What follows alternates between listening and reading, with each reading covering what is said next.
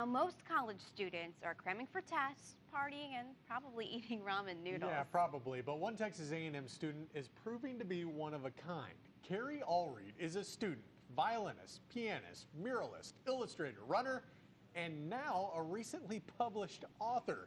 KAGS HD News reporter Alexandra Bush shows us why Carrie is so accomplished at such a young age.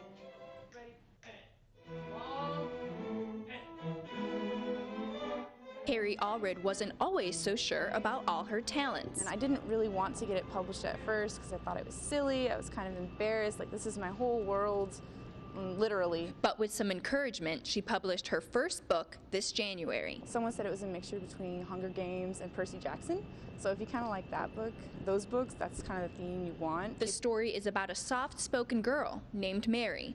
There's a war going on above in the heavens between all the gods. It's Greek gods, like Greek mythology.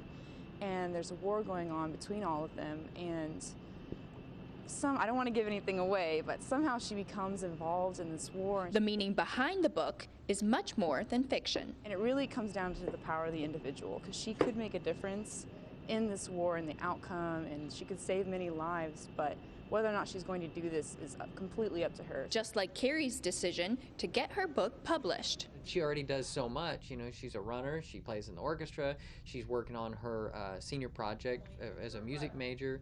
She wrote the string piece. Outside of that, that's not her senior project. So she's really busy all the time. I'm not surprised she wrote a book, but I'm surprised she has time to write a book. Nothing ever gets done by being silent. If you really want to get something done, if you really want to put yourself out there, then you have to get up off of your chair right now and go do it. Otherwise, it's not going to get done, and you're going to spend your whole life thinking, what if, what if, what if? You'll have to read the book to see if Mary's story ends like Carrie's, with no what ifs. In College Station, Alexandra Bush, KAGS HD News.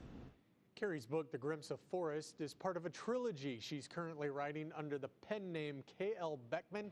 If you'd like to purchase Carrie's book, we will have a link to online retailers at kagstv.com.